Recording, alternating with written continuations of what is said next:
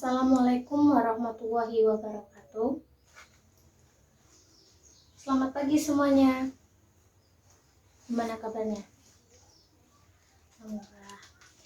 Sekarang Ibu absensi terlebih dahulu ya. Hadir semua?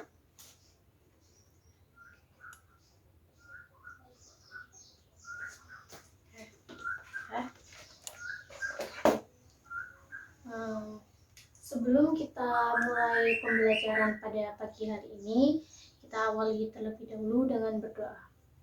Berdoa mulai. Selesai.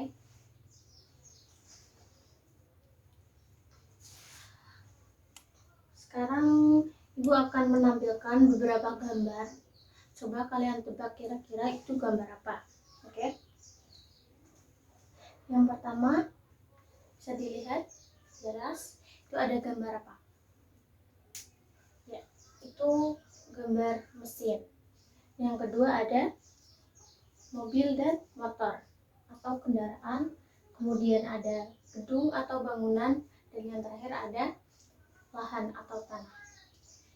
Kira-kira ada yang tahu nggak dari keempat gambar itu maksudnya itu apa? Ya, jadi keempat gambar tadi merupakan contoh dari aset tetap. Jadi kita hari ini akan mempelajari hakikat aset tetap. Nah, sebelum kita memasuki materi tentang aset tetap, Ibu akan menyampaikan terlebih dahulu tujuan dari pembelajaran pada pagi hari ini. Nah, tujuan pembelajaran pada pagi hari ini diharapkan peserta didik mampu memahami apa itu aset tetap, jenis-jenis aset tetap, karakteristik aset tetap, dan juga bagaimana metode penyusutan dari aset tetap itu sendiri. Oke, kita langsung saja memasuki yang pertama, yaitu pengertian dari aset tetap.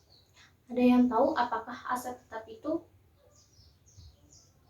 Ya, jadi dari keempat gambar tadi kita bisa menyimpulkan bahwa aset tetap merupakan harta atau kekayaan yang memiliki wujud secara fisik yang diperoleh atau yang digunakan oleh perusahaan untuk kegiatan operasi ataupun kegiatan yang dilakukan oleh perusahaan itu yang memiliki nilai atau umur ekonomis lebih dari 1 tahun. Oke. Nah, kemudian kemudian selanjutnya itu ada karakteristik dari aset tetap tersebut.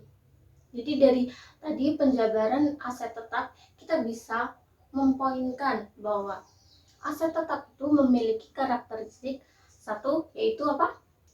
Memiliki nilai atau umur ekonomis lebih dari 1 tahun. Kedua, dikelola atau dikuasai oleh perusahaan. Dan yang terakhir adalah merupakan hasil transaksi dari masa lalu. Selanjutnya yaitu mengenai jenis-jenis dari aset tetap.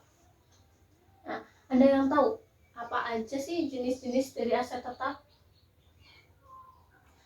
yang bisa nanti akan Ibu kasih nilai?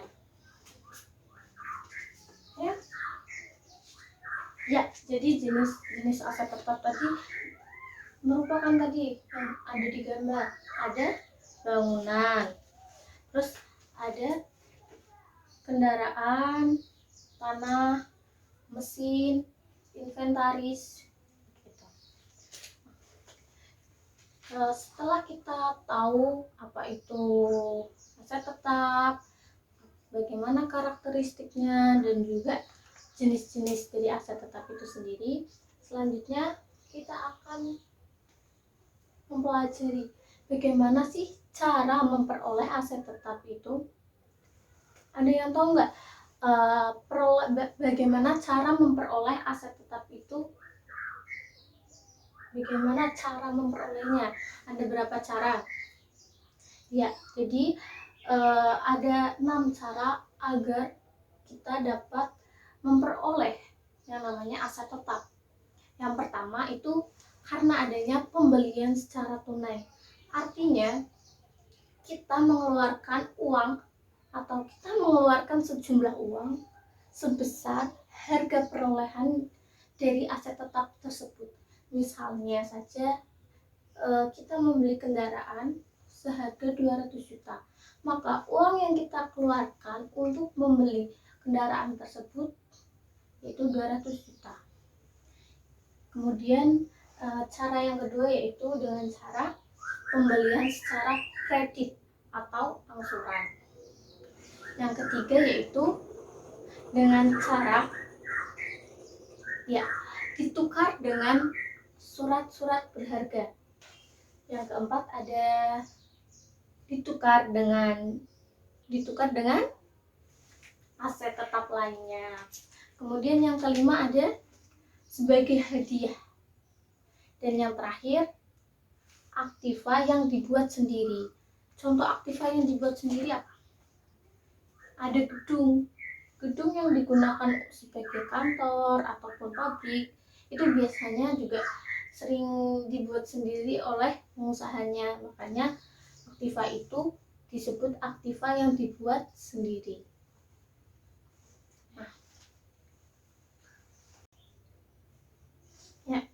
Materi selanjutnya yaitu mengenai metode penyusutan dan pencatatan aset tetap.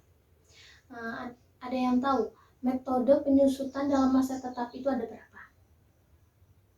Benar, ada 5, yaitu metode garis lurus, metode penyusutan saldo menurun, metode penyusutan jumlah angka tahun, metode penyusutan satuan jam kerja, dan metode penyusutan hasil produksi.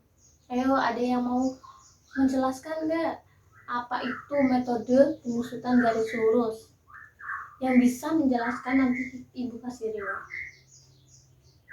Ya, jadi metode penyusutan garis lurus itu merupakan metode yang sering digunakan karena beban penyusutan setiap tahun itu selalu sama hingga umur ekonomis dari aktiva tetap tersebut berakhir atau selesai.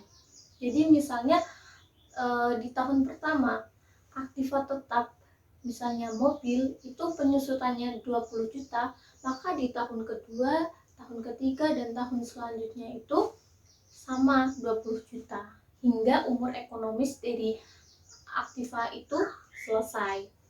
Kemudian metode saldo menurun itu sendiri merupakan metode yang berdasarkan persentase tertentu dari nilai buku aktiva tersebut pada tahun tersebut.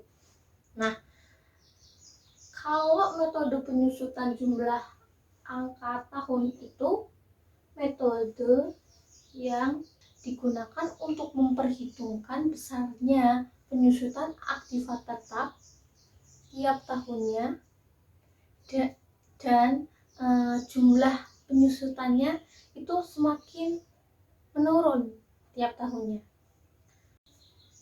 Dan yang keempat yaitu metode penyusutan satuan jam kerja, di mana penyusutan ini ditentukan dari jumlah jam kerja yang dilakukan pada tahun tersebut atau pada periode tersebut. Dan yang terakhir yaitu metode penyusutan hasil produksi, di mana penyusutan ini ditentukan oleh hasil produksi atau satuan hasil produk yang dihasilkan pada periode tersebut. Nah, sampai sejauh ini dari pengertian, karakteristik, jenis-jenis, terus bagaimana cara memperoleh aset tetap, dan metode penyusutan, apakah ada yang ingin ditanyakan? Tapi sebelumnya ada yang ingin menyimpulkan tentang pembelajaran pada pagi hari ini? Ya? Masa nggak ada yang berani? Udah. Jadi kesimpulannya pada pembelajaran hari ini bahwa kita telah mempelajari yang namanya aset tetap. Jadi tadi bangunan, gedung, kendaraan, tanah, mesin merupakan contoh-contoh aset tetap yang merupakan kekayaan yang memiliki wujud secara fisik yang digunakan oleh perusahaan untuk kegiatan operasi perusahaan yang memiliki umur ekonomis lebih dari 1 tahun. Nah, jenis-jenisnya apa saja? Seperti yang tadi dicontohkan, bangunan, mesin, tanah, inventaris, kendaraan, gitu ya. Kemudian, bagaimana cara perolehan dari aset tetap tersebut? Bagaimana cara perolehan dari aset tetap tersebut? Itu bisa dari pembelian secara tunai, pembelian secara kredit, ditukar dengan surat berharga, ditukar dengan aset tetap lainnya, hadiah, dan juga aktiva yang dibuat sendiri. Nah, untuk metodenya sendiri itu tadi ada 5. Metode garis lurus, metode penyusutan saldo menurun, metode penyusutan jumlah angka tahun, metode penyusutan hasil produksi, dan metode penyusutan satuan jam kerja. Jadi nah, Ibu cukupkan ya. Nanti Ibu ada sedikit latihan soal buat kalian untuk mengukur apakah kalian ini paham dan memperhatikan materi yang Ibu sampaikan atau tidak. Nanti mohon ketua kelas ya Mas ya menghubungi Ibu untuk koordinasi. Nanti soalnya akan Ibu kirimkan ke email ketua kelas, biar ketua kelas nanti share ke WhatsApp grup kalian. Oke? Nah, nanti pengumpulannya kolektif, bisa minggu depan kok. Oke? Mungkin cukup sekian yang bisa Ibu sampaikan. Kurang lebihnya mohon maaf. Wassalamualaikum warahmatullahi wabarakatuh.